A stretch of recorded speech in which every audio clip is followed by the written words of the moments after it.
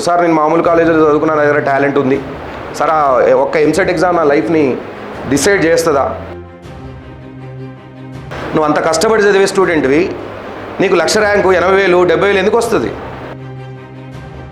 ఫుల్గా వర్త్ ఉంది నీ దగ్గర, 4 ఇయర్స్ బాగా కష్టపడి చదివినావు, బట్ నీకు గుర్తింపు ఎట్లా వస్తుంది? జాబ్సే కదా అందరు జాయిన్ కావాలనుకునేది, మ్యాక్సిమం 95%. ఎందుకంటే అక్కడే ఎక్కువ జాబ్స్ ఉన్నాయి. సో అందులోకి వెళ్ళాలని అంటే, మంచి ప్యాకేజ్లోకి వెళ్ళాలని అంటే బెస్ట్ కాలేజ్ అనేది బెస్ట్ ఆప్షన్. సార్ నేను మామూలు కాలేజీలో, ఇప్పుడు దీంట్లో మళ్ళీ కూడా అనొచ్చు, సార్ నేను మామూలు కాలేజీలో చదువుకున్నా, నా దగ్గర టాలెంట్ ఉంది సార్. ఒక్క ఎంసెట్ ఎగ్జామ్ నా లైఫ్ని డిసైడ్ చేస్తుందా?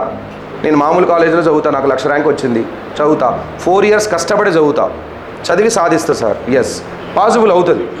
కానీ అట్లాంటి బెస్ట్ స్టూడెంట్స్కి ఎంసెట్లో ర్యాంక్ రాకుండా ఉండడానికి ఎంత పాసిబిలిటీ ఉంది?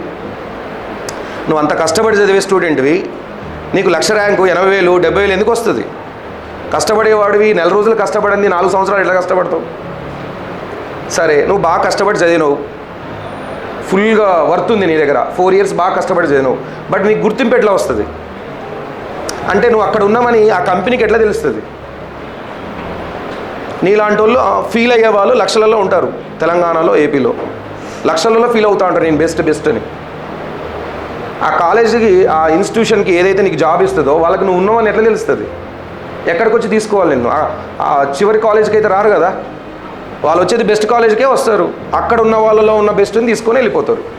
నీ ఒక్కడి కోసం అయితే వాడు పని మానుకొని అన్నీ ఎక్కడ ఉన్నావా అని వెతుక్కొని అన్ని కాలేజెస్కి అయితే రాడు కదా.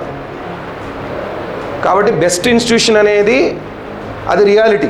అంటే అక్కడంతా మంచి స్టూడెంట్సే ఉంటారనేది ఒక రియాలిటీ. మనం అందులోకి వెళ్ళి కూర్చోవడానికి ట్రై చేయాలి.